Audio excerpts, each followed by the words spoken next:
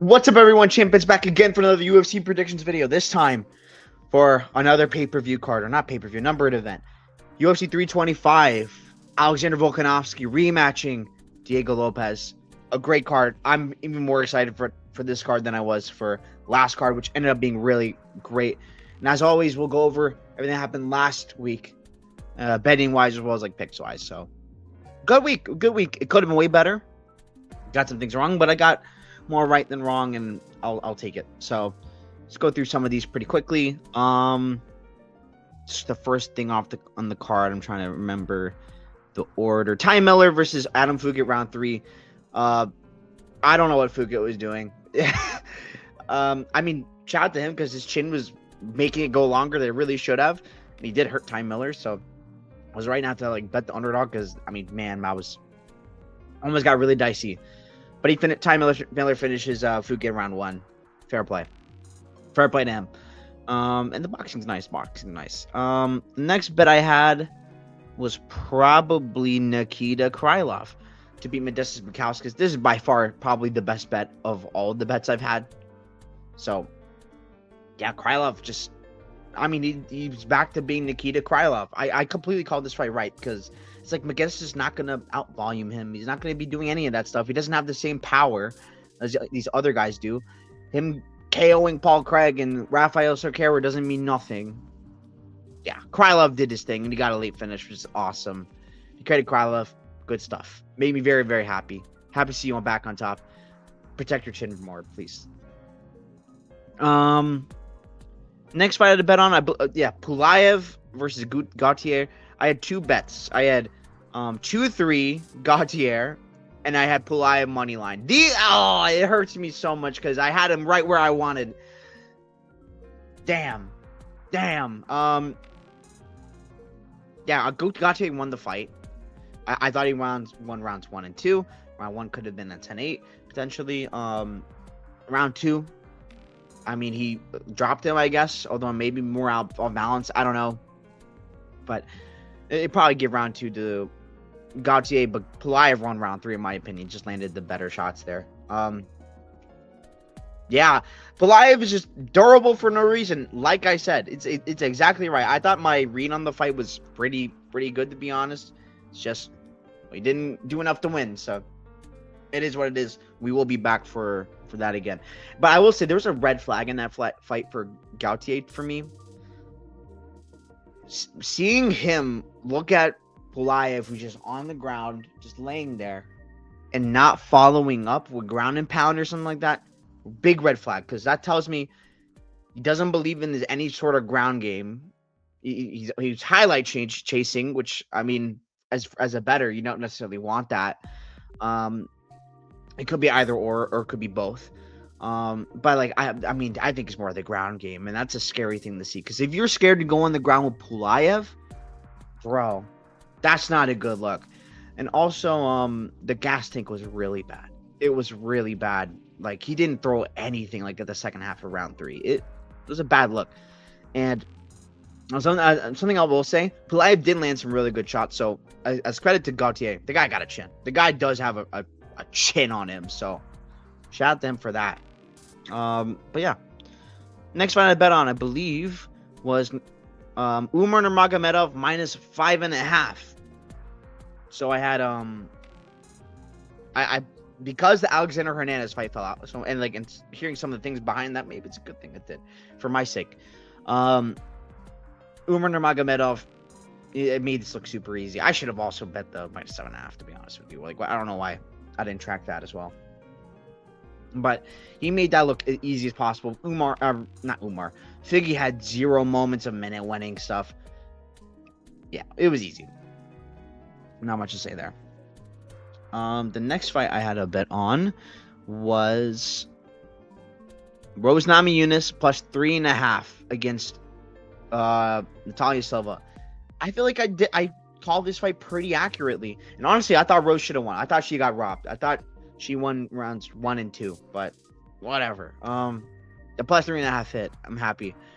I just thought Rose did more, to be honest. Round 3, Natalia did way more, but it's like it felt too little too late to me. but besides the point, like Natalia, I feel like she has been very overrated, and I felt that going in. It's like Rose Namajunas is like a lot different than a lot of these girls who just don't have the footwork. Just there's no footwork in their games at all. Alexa Grasso, I mean that gym, Lobo gym, which we'll talk about again today because Diego Lopes is fighting, is known for not having any footwork. Irene Aldana also, there's no footwork at all. A bunch of plotty wrestlers. Like, but Rose Namajunas actually did have full work, and we saw it was not an easy time for Natalia Silva. And I think it's going to be the same sort of thing against Shevchenko. Shevchenko's going to be do her thing, and Natalia Silva's going to have to come out of her own comfort zone to fight Shevchenko, because Shevchenko's just going to be like, yeah, you're fighting my fight. You're coming to me. I think it's a tough ask for Natalia Silva. And I think Valentina will do her thing. So, and I feel even better about my prediction of like Valentina or Menofiro to be champ again by the end of this year. Like it's all over again. So yeah, shout out Natalia Silva getting the win, but yeah, I don't think she's gonna do good in that title fight. Next fight I had a bet on. It was Song Yadong versus Sean O'Malley. Hey, I'm just saying, I didn't do too bad saying sub or decision for O'Malley because he went for two different attempts. Like I think he went for a triangle choke and he went for a guillotine. If those hit, man, I feel like a genius. But I mean, the thing that happened was basically what I was predicting to happen, which is decision. And because of the decision, I got paid out better because I had Song Yadong scorecards no action, like finish only. So I got my money back from there. And then O'Malley wins by sub or decision, and yeah, there's no KO. So yeah, I mean, O'Malley did his thing. I thought he won rounds 1 and 3. Better shots on the feet. Simple as that. So yeah. And then the last fight on the card I had a bet on, Paddy Pimblett versus Justin Gaethje. I had money on Paddy Pimblett. He let me down. There's not enough of an attempt in the grappling. And what I was really like not happy with Paddy's approach in the fight. He let Gaethje push him up the fence so much. And like when he started pushing Gaethje back, it's like, no, I'm standing my ground. He had so much more success, and we did that from the beginning. He could have gotten a lot more grappling off. Like I know Gaethje's hard to grapple with. I knew that going in with this fight. He could have done a lot better in that fight. But yeah, Gaethje beat him up because Paddy just kept coming back against the fence, and Gaethje's like, okay, I'm good.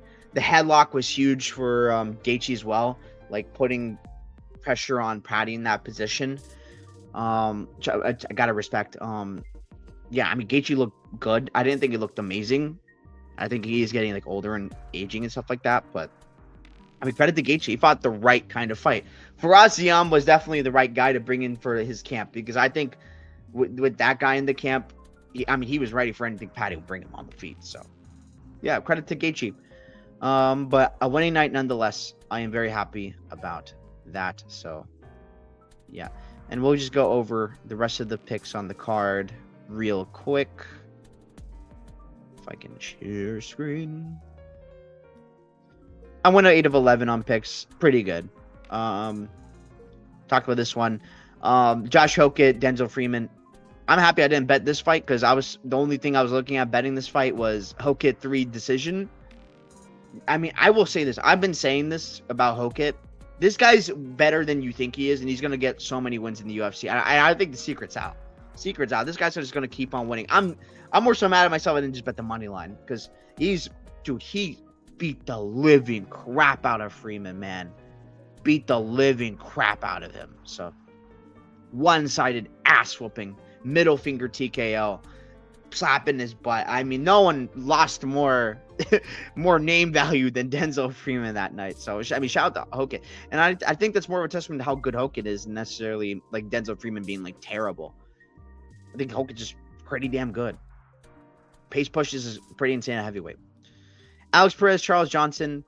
I ended up playing like 2-3 Johnson very, very last minute. I didn't like track it because it was very, very last minute. Man, Perez. I mean, what I said in the video was right, where it's like, man, I don't want to be going crazy with Perez. It's scary, because like Perez is a really good fighter. He is still really good, and he showed He is still very good. I knew the line was pretty crazy, and like the weight miss was what pushed me over to Charles Johnson. Like, damn. Like I'm really like I was saying like before this fight got made, it's like this is stupid. These odds are stupid. It's 50-50 at most, and he's gonna win round one. And he was winning round one. He got a KO in round one. Shout out to Perez. Great win. I hope they bring him back, even though he missed weight, but I hope they do bring him back. He's just a fun fighter. Arnold Allen versus Gene Silva. I feel justified in not betting Gene Silva here, even though I picked him. Yeah, this fight went to decision because Arnold Allen's a really tough son of a gun. Evloev hurt this guy, not Gene Silva. Gene Silva's human. I don't think this was like a bad performance by Gene Silva by any means. I'm not saying that by any means, but the people acting like this guy's just some kind of like all-time beater. He's the best thing ever. Dude, I don't think so. I think Zalal schools this guy so bad. I truly do think that, and I want to see that fight get made. I don't think they'll do that. But Zalal would school this guy terribly, in my opinion. Yeah, like, but I mean, this is a good performance. I think his cardio doesn't no, it's not his cardio. His power doesn't carry out as much when someone's like giving him some resistance and like striking with him. His power is not going to be there if you're able to take the shots like Arnold Allen and fight very smart. And I think there's a lot of those guys in the top of the division because featherweight just has the most wars in general, not many finishes. So that's just featherweight for you. That's just how the weight class is. Yeah, I think arguably Arnold Allen could have won. I gave this fight 2-3 to Gene. I thought round one. I didn't think Gene Silva necessarily did enough. But yeah, I thought Gene Silva looked good, but he's not this world beater that people are thinking he is. And I still don't think that.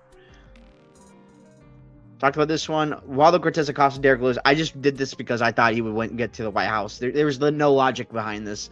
It's like, yeah, Waldo could jab him up, and he did jab him up. So, yeah, I didn't bet on this. I hope they give Waldo Volkov or something like that. Get rid of this guy. I can't stand watching this guy fight. It's just boring. Jab, jab, jab, jab. Whatever. And if he lands a big shot, it is what it is.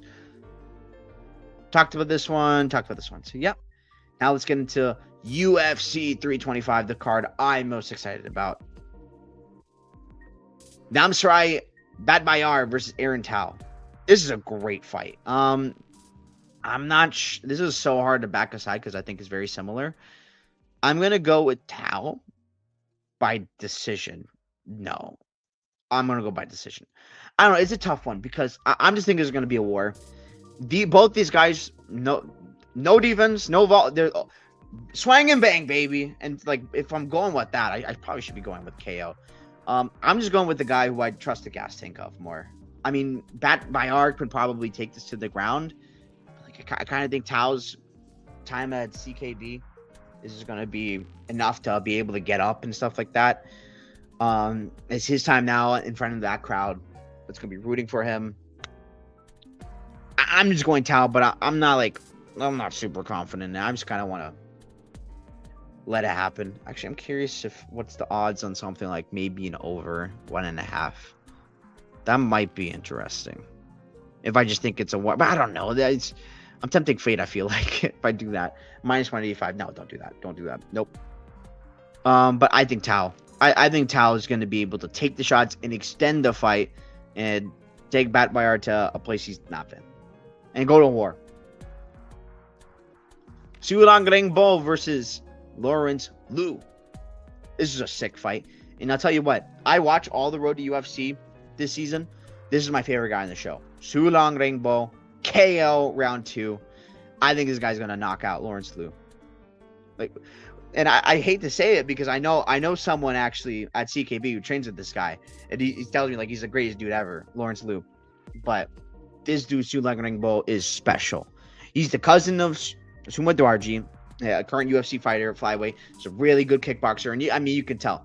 Sulang Rengbo's kickboxing is disgusting. He's so good. So good. That uppercut he throws, lethal.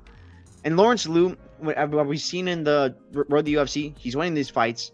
But man, he's getting dropped. He's getting dropped. And I think you get landed on by someone as good of a striker as Sulang Rengbo.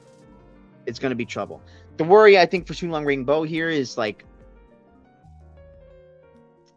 getting taken down or whatever. But his speed is going to be good enough to just keep the distance, maintain the distance at all times. And because of that, like I also don't think Lu's shot attempts are the best either, to be honest. He's a tough son of a gun, Lu. He's going to be hard to finish, but I think like Su Long Ring Bo can find the button on him and just sleep him. This guy's the truth, man. This guy's the best on the show. I'm a believer. Chinese PI really likes him too, so there is that. So, yeah, I think he's the truth. Give me Su Long Ring Bo to get the W.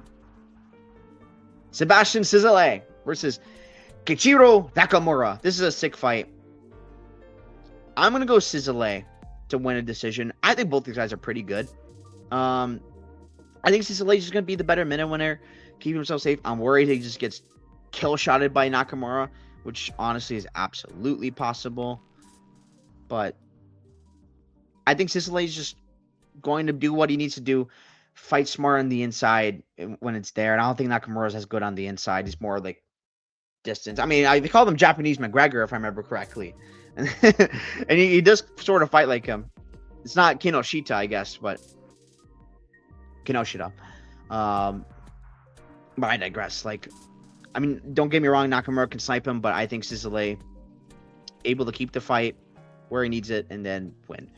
Honestly, I see looking at the odds. The odds might not be terrible on Cizale. I haven't bet it, but I'm kind of curious about taking it. I don't hate it. So I think Cizale is pretty good, and he's just a really good fighter, to be honest. He trains with Volkanovski. I mean, I don't really know how to say it. It's like he's not the most remarkable guy, but like he's just damn good, and he's good fight IQ. He knows what he needs to do to win, and he does it. Not the most exciting guy in the world, but he knows how to win. So yeah, give me Cizale. But yeah, I don't have a bet right now, but I could get to it.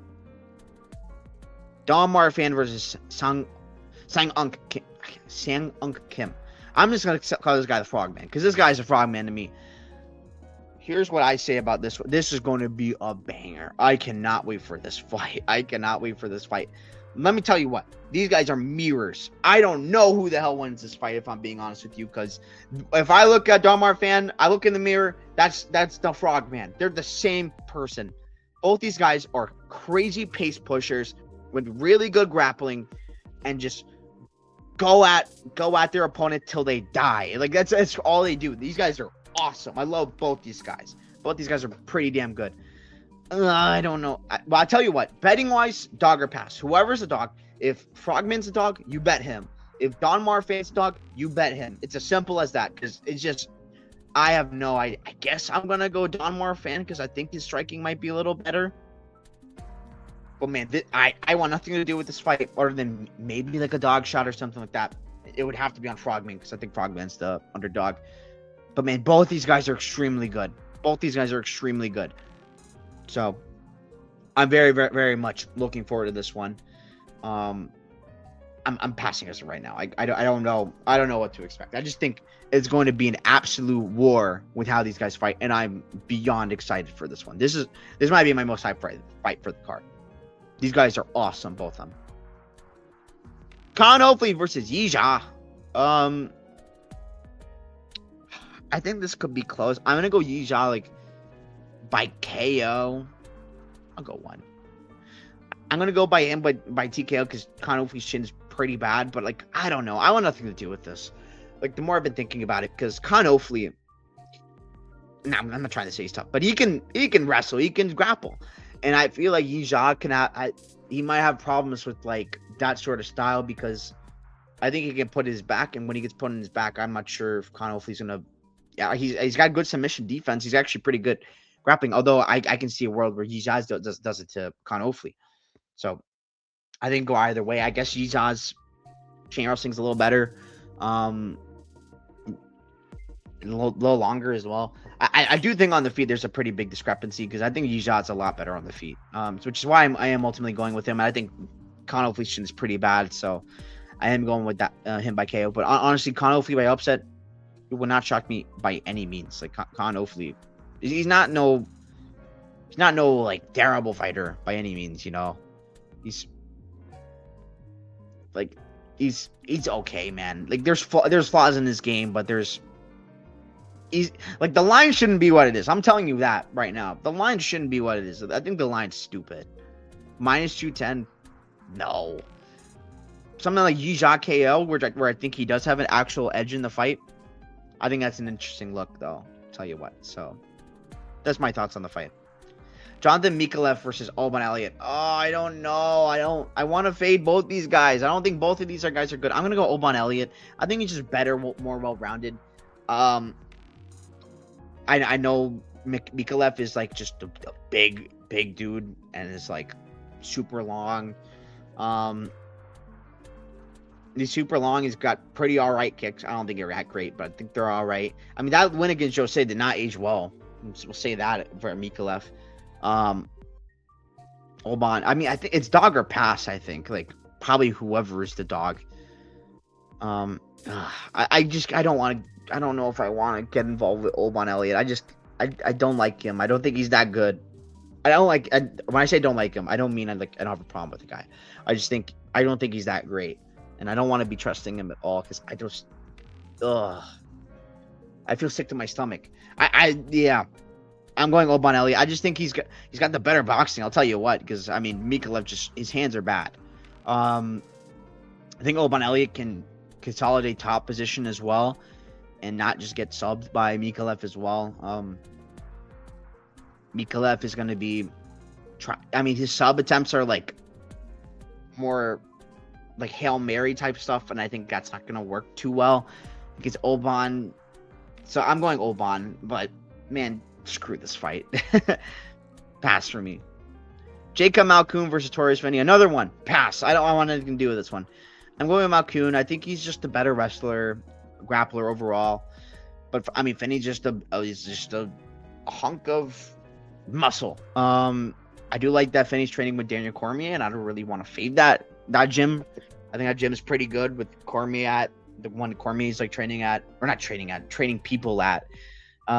But at the end of the day, I think Malkoun's just better at what he does. I don't think Torres Finney's all that great. I mean, what's there to say? Like, I'm worried about Malkoun's injury history coming into this fight because this is a long layoff coming, like almost 2 years now. I mean, I think Malkoun is going to be able to get the job done, but I mean, sometimes he has problems doing damage. Like both these guys, actually. Like, I don't know. I'm worried about. I'm scared of this hunk of muscle. I mean, on the feet, I think it's Malkoun. Not like Malkoun even does too much on the feet, but I mean, if he just jabs, probably be fine on the feet. Yeah,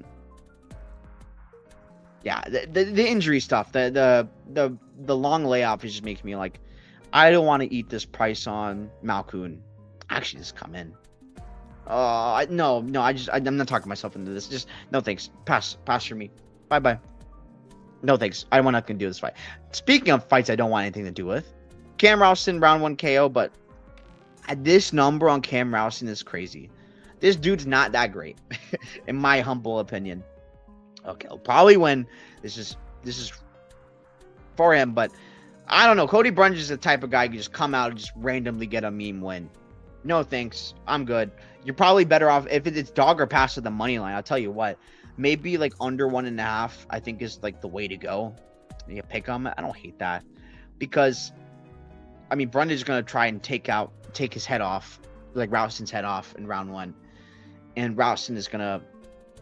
I mean, he's gonna have a chance because Cody Brundage is gonna be doing that. So, yeah, I think that's that. But other than that, I don't want nothing to do with this fight. Cam Ralston, probably the better striker, much longer guy that's going to give Brundage problems probably on the feet. Yeah, I mean, he's been taken down pretty badly, Ralston. But, yeah, I think Cam Ralston gets a KO done. I don't want to even think about this fight too much more. Like, maybe, like, under 1.5 would be the only way I'd probably look at it. Because you cover both sides. I think you cover pretty much almost all of Cody Brundage's win condition and a good amount of Cam Ralston's. Junior Tafa versus Billy Alicana. Oh, I don't know. I mean, you're seeing a lot like these fights, like of the UFC fights. I'm just like, bro, I couldn't tell you. I couldn't tell you. I have much better opinions about these top ones, but give me Junior Tafa. I think. Oh, why am I picking Tafa? Oh, I'll tell you why I'm picking Tafa. It's because I think, I mean, if Alicana grapples here, it is what it is, you know. I'm not sure if I'll ever even get to a Tafa bet. Maybe I probably should, because I feel like I'll tell you what, Billy Alicana's last fight against Kevin Christian, I had money on him there. He, on the feet, he was getting teeped a bunch by Kevin Christian. I know Kevin Christian's a big dude. Like, that can be tough at times, but it's bad. That's a bad look, you know. And like, if that's a red flag in my opinion, like getting hit that much by like Kevin Christian, where I'm questioning, dude, are you gonna win this round? Scaring the crap out of me when I had money on him. I don't think his fight IQ is the best, honestly. Billy Alicana, just he sometimes just does nothing. Just does nothing, man. And like, I think Junior can, and his chin is there. I think Junior can crack him, to be honest. I am picking Junior Tafa, but we're here. I'll do it. Yeah, I think Tafa's probably the side, as much as I hate to say it. Maybe you can hedge at something like, what's it, Alicana submission, because Tafa has no ground game. If it gets taken down, if Alicana has a brain, takes him down, it's GG's, it's over. But I mean, I think Junior Tafa finds a shot, honestly. I'll probably have some small bet on it.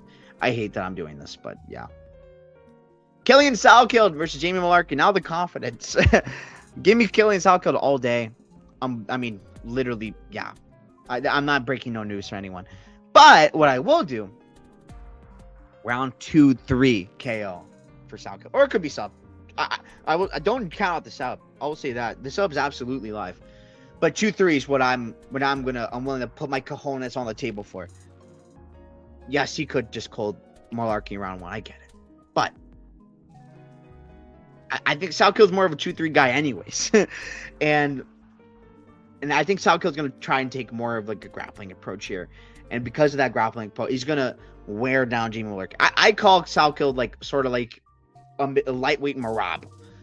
Maybe not the same level extent of that, but his pace is insane. And I do not see a world where Mullarkey survives this. There's no freaking way. I'll tell you what, do not take that under 1.5. Do not do that. Do not do that. Do not do that. Salkild is not that kind of guy. He's not the kind of guy. He has been against Jubilee and what's his name? Nasrat, but I do not think that's the kind of guy he is. Salkild is going to try and pressure him. I mean, Mullarkey is going to try to keep range, like not do anything super crazy.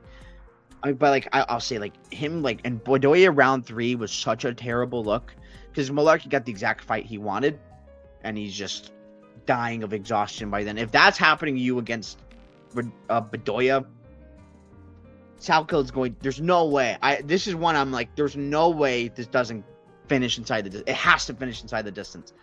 And I'll tell you what, maybe a hedge is Mullarkey round 1 KO, because I will say this because I'm thinking this fight gives me flashbacks to Liao versus Muslim Salikov. I know Salikov has power and stuff like that. Mullarkey not as much so. But Salikov's chin is open. It scares me. It scares me. So there is a world where Mullarkey just nukes him.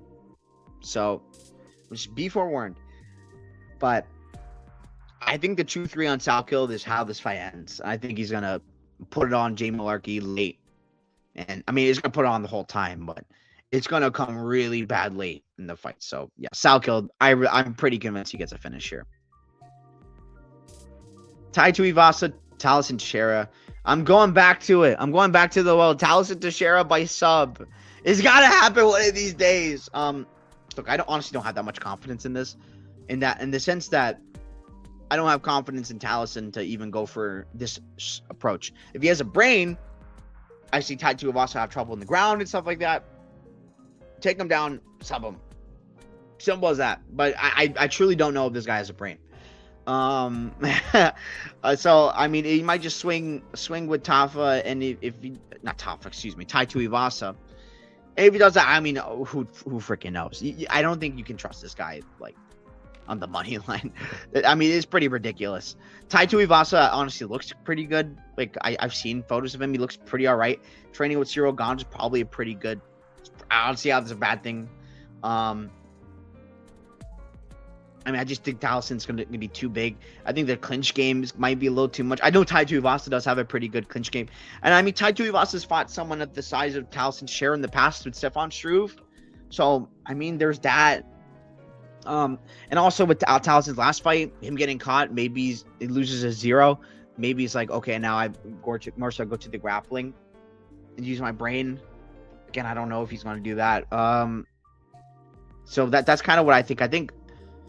I don't hate the idea of like attacking both Tuivasa KO and Talison Teixeira sub, because like hopefully he learns his lesson with that. But man, like Talison's chin is up in the air. There's no denying that. So it could just be a swing fest. And I don't want no part of no swing fest. So I mean, props for this. Like I like those props stand out to me. I don't hate them at all. Or maybe even like a round 2 start. Like I was like thinking back to that Struve fight for Tai Tuivasa. He could just fight more patient, stuff like that. Or maybe Talison fights more patient. I don't know, because I'm just thinking of like value wise. Like, I don't want to. I'm not playing that under. It's a disgusting number. No thanks. Next fight up the card: Rafael Fiziev versus Mauricio Hufi. Great fight. I'm very, very excited for this. Is probably my most hyped fight on the card. Yeah, I'd say so. I made a mistake. I bet on Rafael Fiziev a little too early before he was dog odds, but it is what it is. But I'll tell you what, I think he's gonna finish Rufi. I think Fiziev's leg kicks are going to annihilate Mauricio Rufi. That stance is open to getting leg kick, and Rafael Fiziev's one of the best leg kickers in the game. I think Fiziev is gonna be able to have some wrestling success. He's not gonna go too much to it. I don't expect that. And I mean, at the end of the day, Rafael Fiziev is an excellent Muay Thai fighter. He's so good at what he does. If you're giving me him versus like anyone who I know is just going to be fighting him on the feet, I'm gonna be taking him, to be honest. He's just that good. So yeah, I think Fiziev's going to be able to do his thing. Who is he beating? Like, okay, lost to Ben Washington, he got dominated there. He did nothing. No shame in that, but he did nothing. Against King Green, who we know is like pretty damn shot, and he has no chin. You get hit by anything, he gets put out. Montop is terrible. Legitimately terrible. Malarkey, no chin. Dunzo. Like, what are we talking about here? I mean, this is like a fine win. Fiziev has fought a lot better competition than Rufi. And he's like, I mean, I'm worried about him just getting chinned, like, obviously, and I'm worried about the injuries Rafael Fiziev has had coming to this fight. But man, at the end of the day, Rafael Fiziev is just such a good. I mean, I think Ignacio Bahamondes is a better kickboxer than Rufi. Different types of kickboxers, sure, because Rufi's more flashy and stuff like that, but it's not conducive to winning fights. I tell you what, I do like seeing Rufi at training with Volkanovski and folks there. So sorry about this. Sorry about that. I got a call. But anyways, what I was saying, I mean, I don't even remember what I was saying, but like, oh yeah, Rufi has made the right changes. I think him training with Volkanovski and folks is going to be beneficial long term. But he hasn't been doing it long enough for it to cement fully. I mean, I don't think he's going to be wrestling here, right? I don't expect that. I think even if he wrestles, it's not going to be going well, because Fiziev has a really good takedown defense. But I mean, if he stays there and stuff like that, he's going to get a lot better, because he's going to be. I mean, maybe he's more minute winning now than he was. I mean, it's just not his style. It's not how he's fought. The karate stances. I think the leg kicks are going to kill him. I've not seen this guy really check any leg kicks. It's just not in his game. He doesn't do it. And I think the combos are going to be really good from Fiziev. I think the fight IQ of Fiziev is going to come into play here. I think that the speed of Fiziev is going to be huge for like dodging the stuff he does. I mean, this goes both ways though, because it's kind of the first time both guys have fought someone as fast as one another. So I mean, it's interesting. But I mean, we've seen Fiziev fight guys in like Muay Thai and stuff like that, like who are like, that's just MMA. He's not really how to deal with that. So yeah, I'm just going with Fiziev. I think he's just a better guy on the feet. and he has potential to add other stuff to his game, like in this fight. To like, okay, let's fight in the clinch. Let's see what happens. Let's see what happens in the clinch. Because again, Fiziv's so good in Muay Thai. He's gonna work him there. So yeah, I like Fiziev. I might add to it because the odds come down. I might. Not sure what. I mean, I'm honestly kind of happy with the minus 125, to be honest. That's kind of how around there is where I'm kind of thinking Fiziev is at, even more so. So give me Fiziev to win this fight. Dan Hooker versus Benoit Saint Denis. I'll tell you what. I think Benoit Saint Denis is just going to smoke Dan Hooker.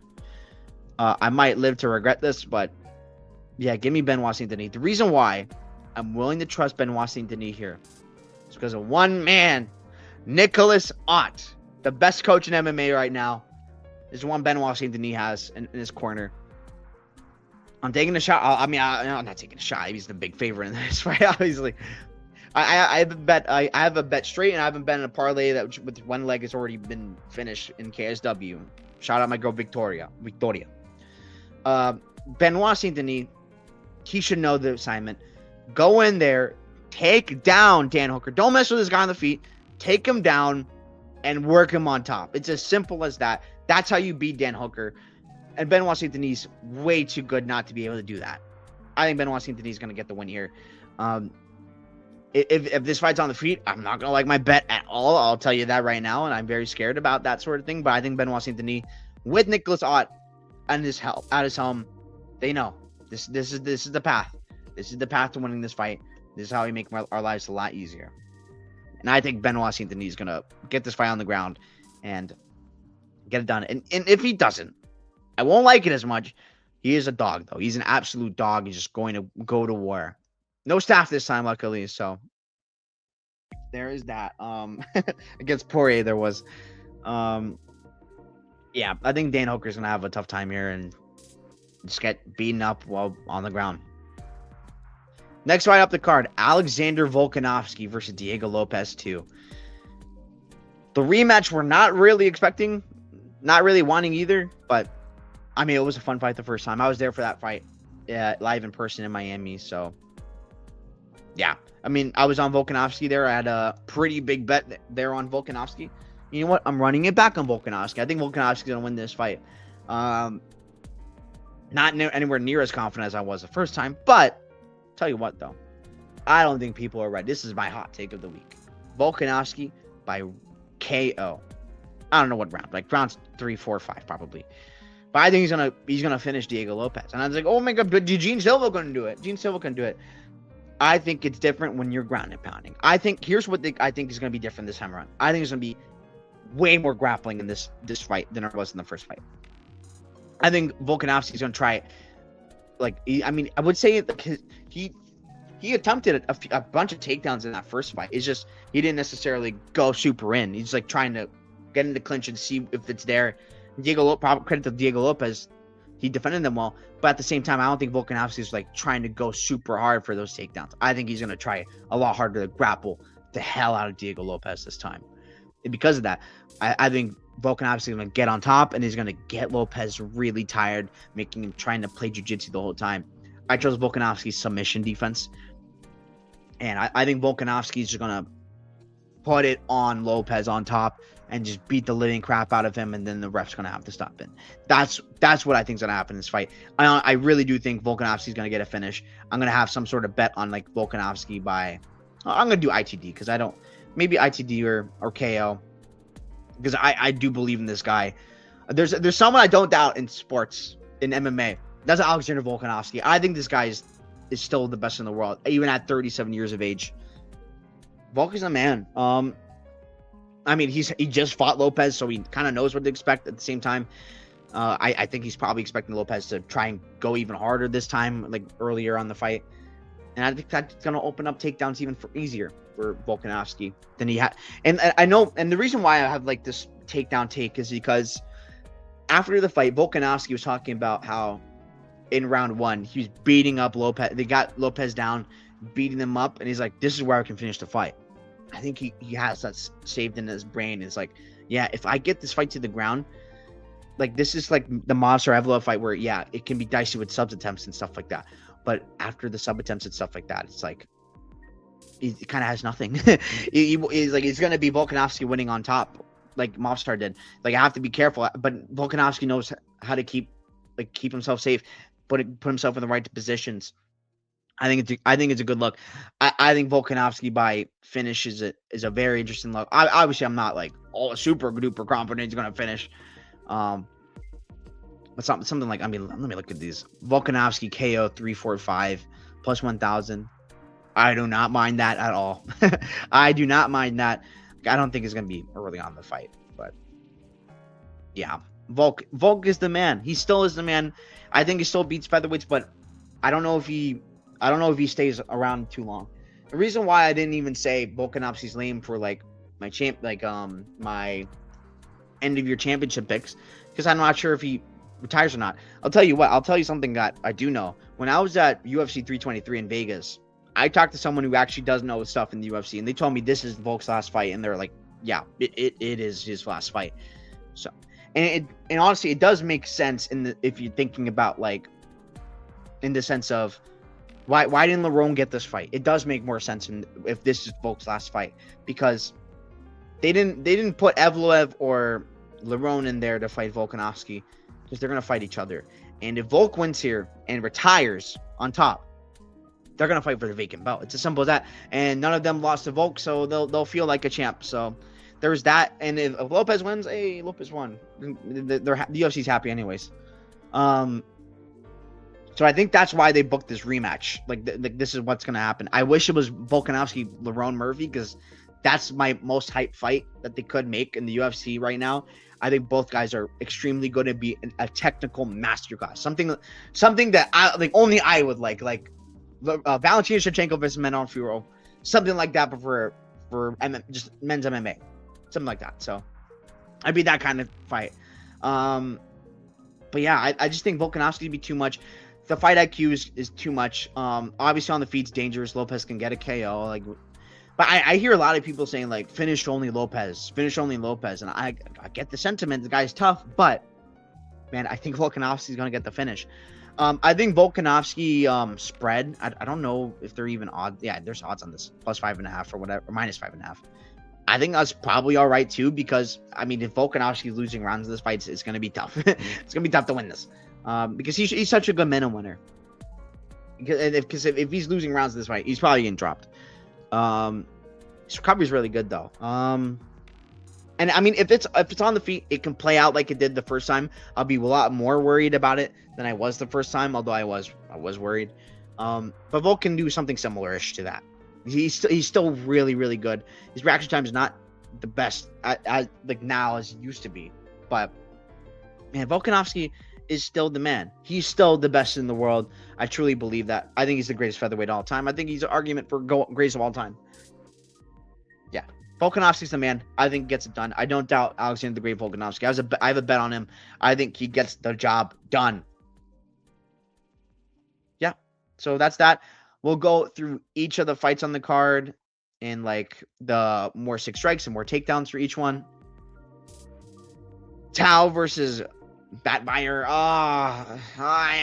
More 6 strikes for Tao, because I think if this fight goes longer, it's gonna be him. More takedowns, I guess.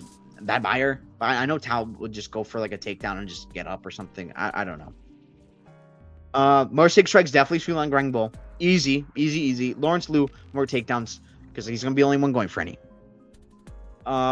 This one's interesting. I guess Sizzling more takedowns, because I think he might be willing to mix it up, but he's not necessarily like going for them too much.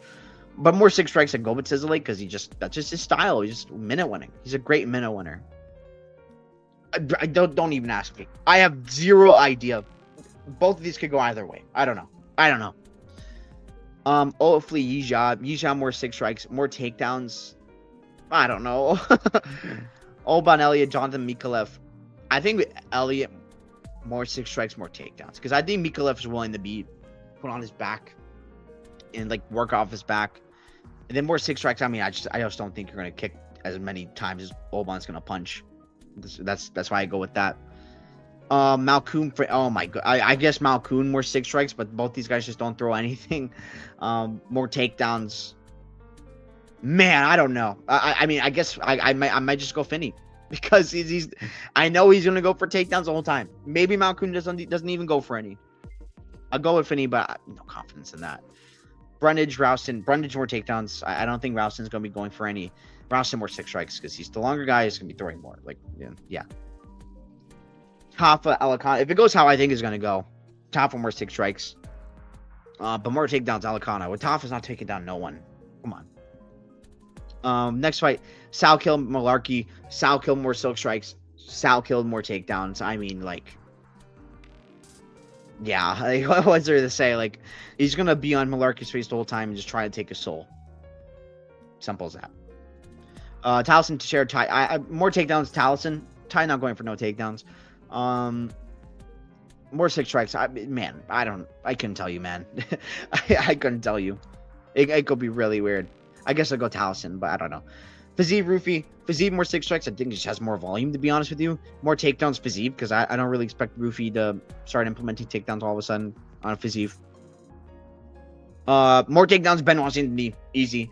I'm going to go more six strikes to Ben Washington as well, but I think it's going to be mostly from ground and pound. But if you don't think that happens, you think it's going to be on the feet a little longer, then I'll get more six strikes.